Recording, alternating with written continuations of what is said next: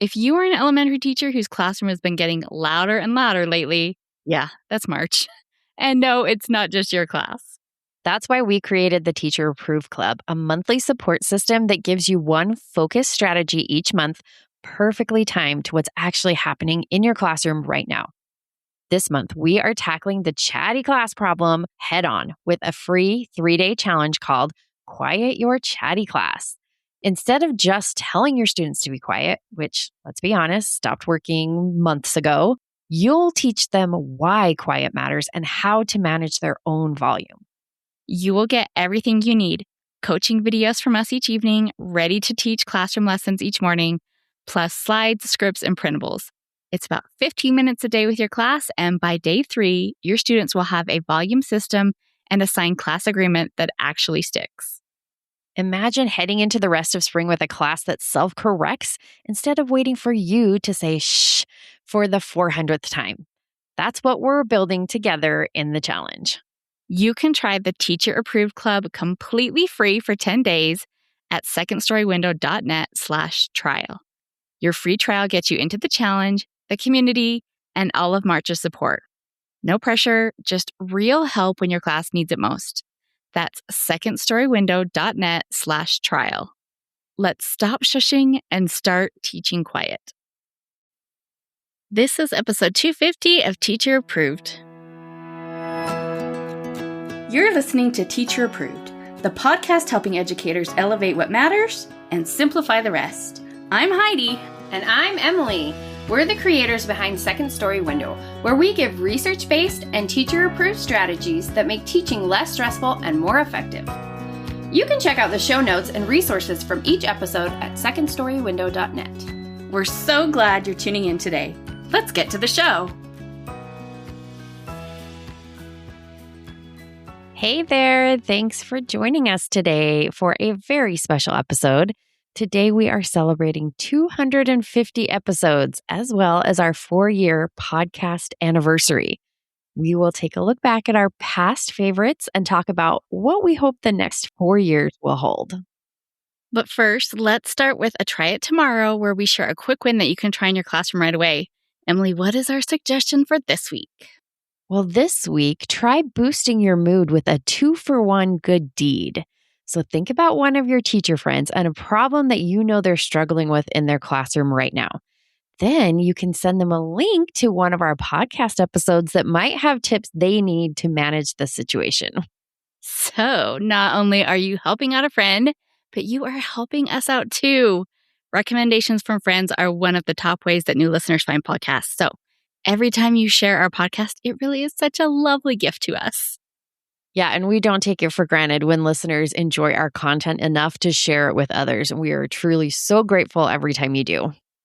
And if you do that, and you find that you need an even bigger helper's high to just, get through the day, after you recommend an episode to a friend, you can swing by the rating section on your podcast player and consider giving us 5 stars and maybe a review.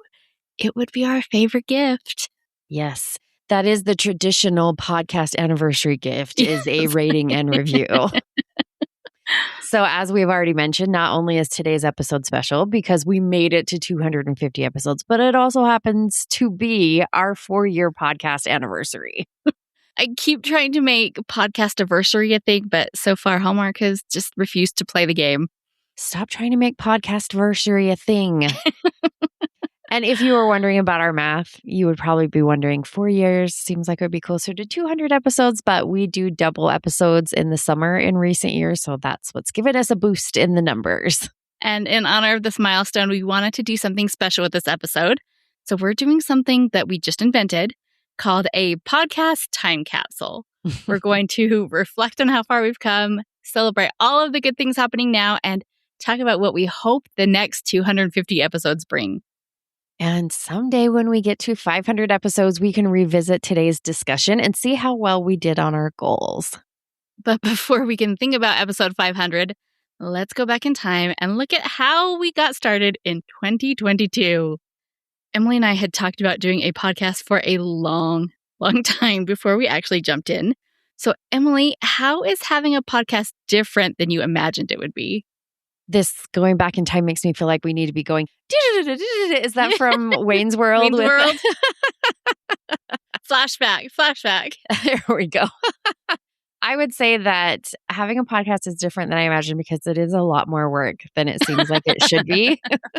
Because it seems like we're just getting together to chat for half an hour every week. How hard could it be? But we care a lot about making sure that this is a valuable use of your time. So the prep is fairly involved. It really is. It takes so much time. And we love doing it. It just was not the commitment we thought we were signing up for. No, it was a big commitment for sure. And sometimes it also feels a little remote from the listeners. Like, we know you're out there. Hello. And we hear from you sometimes, but we would love to hear from the listeners even more so that we can make sure this podcast is as valuable to you as it can possibly be. What about you, Heidi? What are you thinking? Well, I just could not conceive of lasting this long when we started. Like back in 2022, making it to 2023 seemed impossible. Right. And 100%, we have only made it this long because of Sarah and her amazing team at Podcasting for Educators. Yes. They're the ones that handle all of the technical work that comes with having a podcast. Like there's so many steps that it takes to get it into the player, let alone edited and fine-tuned and all of that. And without her help and the pressure of knowing we have to get her the episodes in time, we would not have stuck with this for probably even 6 months. Which is ironic since we are recording this today a day later than it is due to her.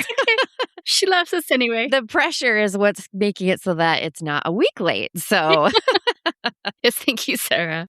Well, what would you keep exactly the same from what we did with the podcast?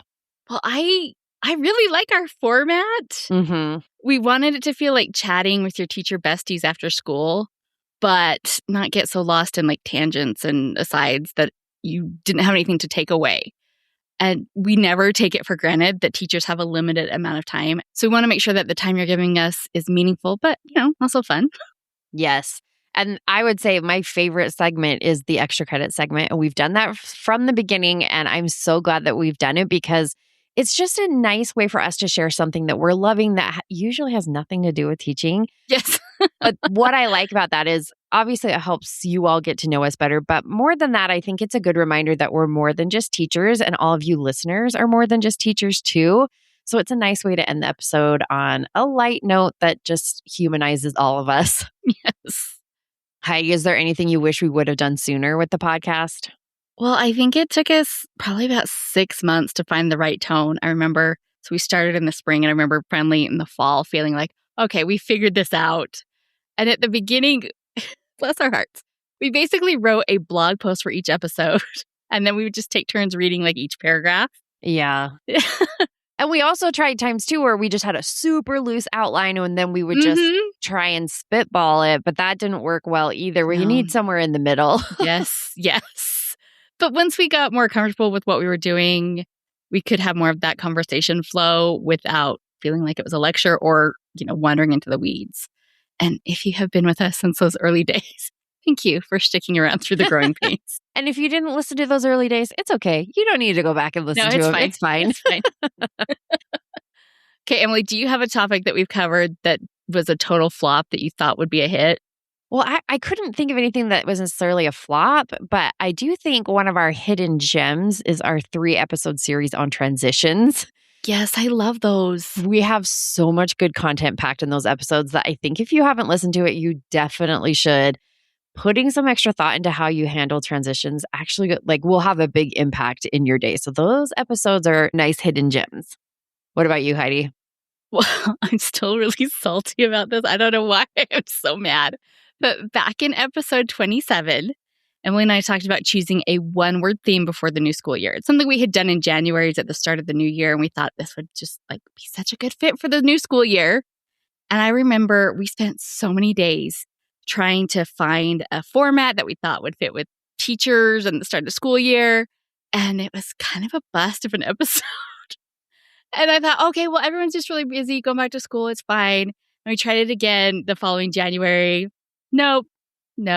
That just is not speaking to you all, apparently, and that's okay. But it's so weird. It seems like something our listeners would be into.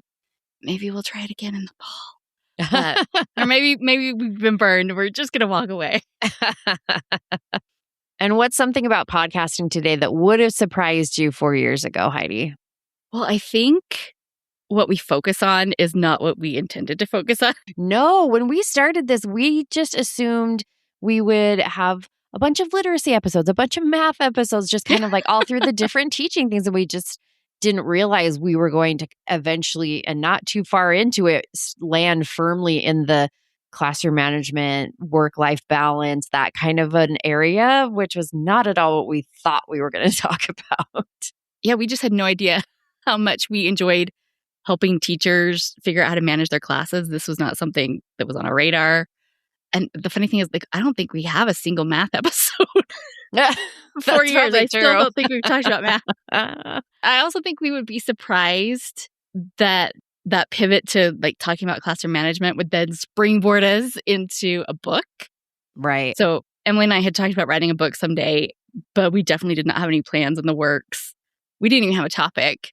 And then after recording episode 165, I just remember saying to her, I think this might be a book.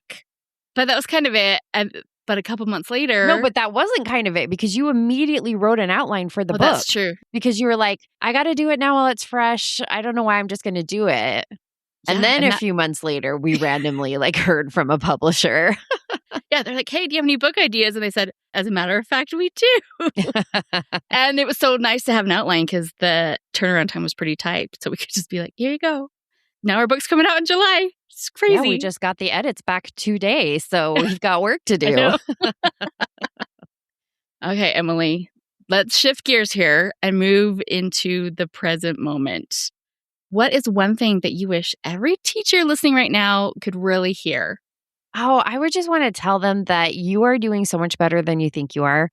Teachers are often so hard on themselves, yes. But I just want you to know that you are doing a job that is so incredibly hard.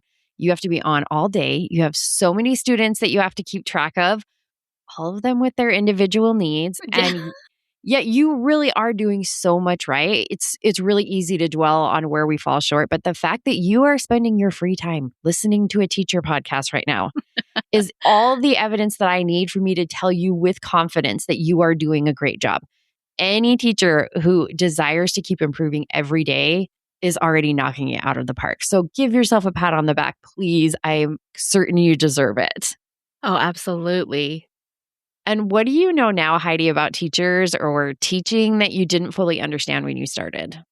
Well, when we started the podcast, I hadn't really considered how hard teaching is. Like going off what Emily was just saying, when you're in it, you feel like you're being pulled in a million directions, but you don't really have the time to stop and think about all of the layers of intention that have to go into every single minute of the school day. I mean, just to have every student have a sharpened pencil at the right moment. Yeah.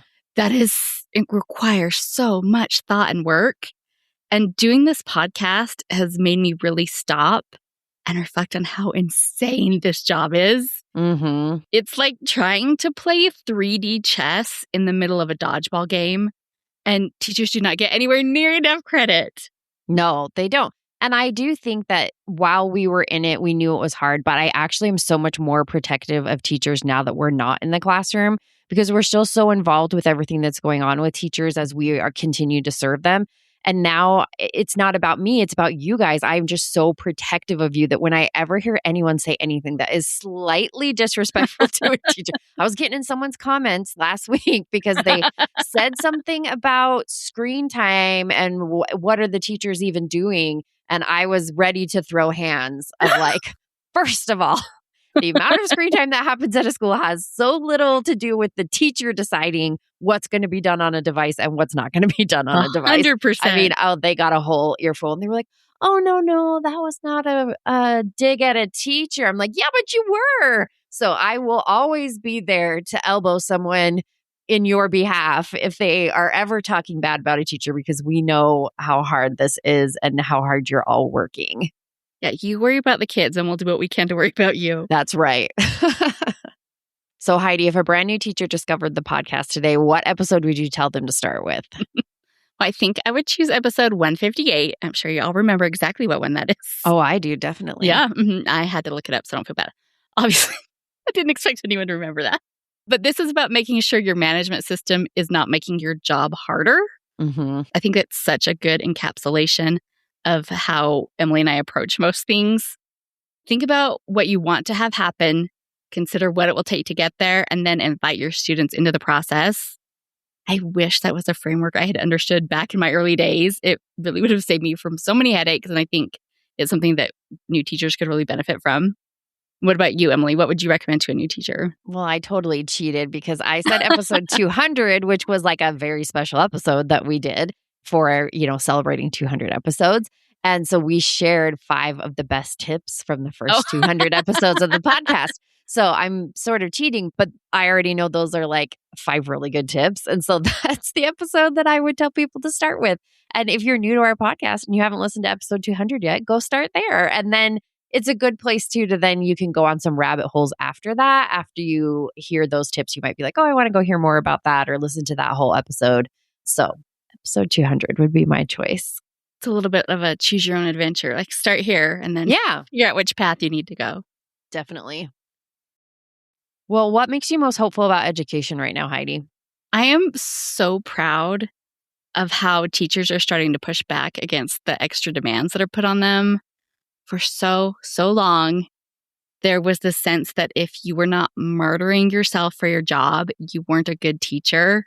It's for the kids, right? Remember your why. You're not here for the money. Yeah, like why are you expecting to be compensated? But that attitude is how we burned out a lot of really, really good teachers. Now, we are still so far away from having a system that respects teachers like the qualified professionals they are. But every time a teacher says no to an unreasonable expectation, I think we get a little bit closer. Yeah, for sure. And one of my friends was saying the other day, like, are you worried about, the future of education because of everything that's going on? And I was like, no, because yes, there are policies right now that don't align with best practices. And there are demands being put on teachers right now that are not fair and that don't have the best students' best interests in mind. And yet, I am so inspired by the way that teachers are able to make the most of those difficult situations because they don't just throw up their hands and say there's nothing they can do. They find ways to work within their constraints to give their students the best education they can. And so I am confident that as long as we have smart, caring, hardworking teachers like we do, education is always going to improve. And I could never lose faith in education because I know teachers and I know how much they care. I may not always have faith in policymakers, but I do always have faith in teachers. Oh, absolutely. Like they're going to show up with a roll of tape and some pencils and paper, and they're going to make miracles happen because that's just what teachers do. Right. And they'll keep advocating for their students and hopefully, like you said, advocating for themselves and for the way that they deserve to be treated. Yeah. I hope before too long we see like such a huge shift in the way we treat teachers so that we can give students everything that they deserve. Mm-hmm. So now let's shift to looking forward into the next future episodes of the podcast, Heidi. So what do you want to do with the podcast in the next 250 episodes? Like you mentioned, Emily, sometimes being on the podcast feels a little one-sided because like we're doing all the talking. Right. We don't always get to hear from our listeners. And I would really love to expand the sense of our community that we have. Mm-hmm. We want to make sure that what we're doing is what is most valuable to our listeners and what meets your needs right now. And so I hope that as we go into the next few years, that's something that we can continue building.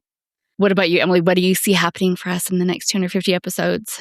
Well, I just hope that in those episodes, we keep unlocking ways that teachers can elevate what matters and simplify the rest. So that's the tagline for the show, right? And I think it sounds cute, but it actually is really everything that we stand for here. It's the most accurate representation of what we're trying to do. And it's because we care so much about making your teaching life easier. We know there are too many demands on you, and we want to help free you from some of that weight that you're under. But we also know that there are some things that matter a lot, and we're never going to tell you to just phone stuff in. So while we want to help you simplify everything you can, we also want to help you put the appropriate amount of emphasis on those parts of your teaching that really move the needle. And that might be classroom management strategies that help you have more time for teaching, or instructional strategies that help students retain what they learn, or even just ideas to make your day more fun so that you can still enjoy your job when it's really hard. So I hope that our next 250 episodes delivers on that promise. I love that. Well, what do you hope listeners say about Teacher Approved in another 4 years? I want to be something like, oh, I knew you gals would have just the tip I needed. Obviously, after 250 episodes, we have a pretty robust library of content. So hopefully with 250 more episodes, we can cover every possible question anyone might have. It's just always so nice when someone asks us a question, we can be like, oh yeah, we can have a whole deep dive on that in this episode here. Why, yes, we have a 3-part series about that. I just hope that they will say that the ideas we have shared have helped them remember why they love teaching. So I just hope that we've somehow helped reduce even a little bit of the burden that's been placed on them as a teacher, and that really that we've always made it worth your time to listen to our episodes, that we never waste your time here. Yes, absolutely. So as we look ahead to the next 4 years, Emily, what do you hope that we could say about the podcast by episode 500?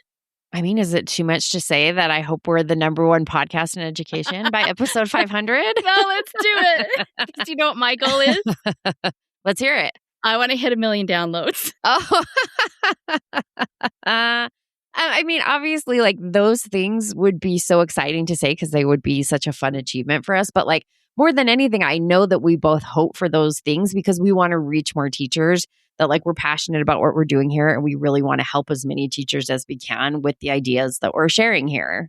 Yes, that's always what it comes down to for us is like, yeah, that's fun to see the growth, but we really, really want to have that sense of, just being the teacher bestie that you can turn to in a rough moment. And you're like, we get it and we can help you through the next steps. It's what makes all of the hard work worth it every week, because we can picture you listening in your cars on your way to work, or while you're walking your dog, or, packing up your classroom at the end of the school day. And we want to be there for you, cheering you on and helping make this job a little more manageable. Okay, so we always end the episode with a teacher approved tip and some extra credit. So we're going to revisit some of our favorites. Which tip from the past 4 years is your favorite and why, Heidi? Okay, well, I'm picking a tip that we discussed in episode 26 because I don't think enough people believe us when we say it's one of the best management hacks that we've discovered. And that is to turn your students' desks backwards. Yes. The most efficient problem solving is preventing problems from starting in the first place. And if the desks are turned around, kids can't play around in there during lessons. Nothing is getting lost. You never have to take class time to clean out desks. Mm-hmm. And if you're like, okay, that sounds so impractical, like where do they keep everything? Well, Emily and I did it. We gave each student a pencil box for their basic supplies. And then notebooks and folders were kept in stacking Sterilite drawers, specifically Sterilite because they're sturdy, right, on the counter.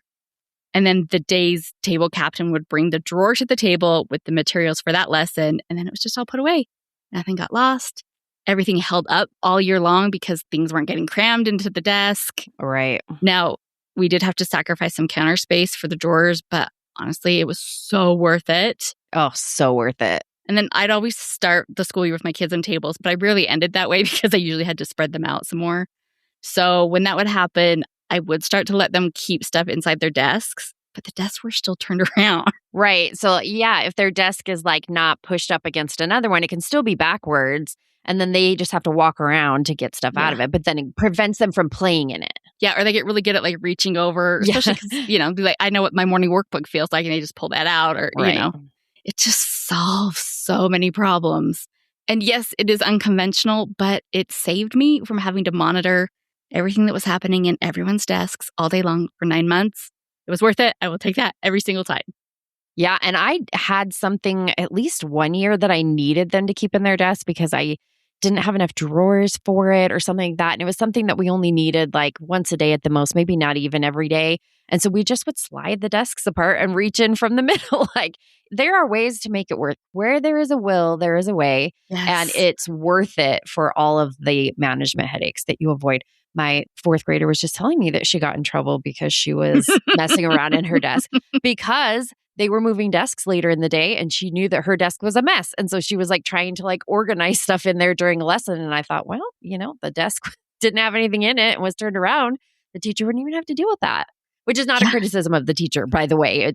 That's just I just wish that teachers had this idea and would give it a try to avoid that extra stress and time waster. Well, and even if it's not something you feel like you can take on all year long, maybe in the last quarter of the school year, it might be worth it just to eliminate some of those spring headaches when everything's just a little rougher this time of year. Like, okay, I'm not going to fight this battle anymore. We're turning the desks around and we'll just make it work for the last few weeks. Yeah, for sure. Okay, Emily, which tip did you pick and why?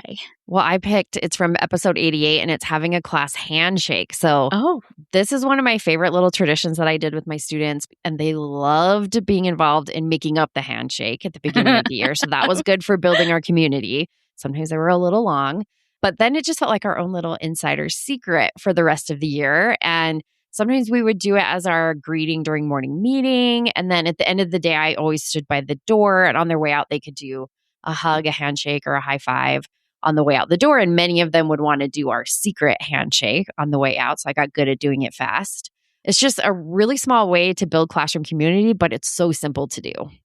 And while we're talking about preventative behavior management, a strong student-teacher relationship is one of the easiest, most reliable ways to prevent classroom management problems, because when students feel like their teacher sees them and values them as an individual, they're more willing to cooperate with what you're asking of them. And so something like that, it's a hassle to have to set up and manage, but it buys you so much goodwill and so much buy-in that you almost couldn't pay for that kind of benefit. Yeah, for sure. All right, Emily, what is an extra credit that you still stand by after all these years? All right. In episode 124, I shared about my new puzzle table. And it is my favorite thing that I own. I use it all the time. I was just using it this afternoon, working on a puzzle. And I guarantee I have done so many more puzzles since I got this table because everything's contained on the table. I can just take that off of my kitchen table easily when we need to use the table and then put it back on. And being able to have like an easy contained place for it makes it easy to just always have a puzzle out. And I especially like mine because it swivels. But not just swivels.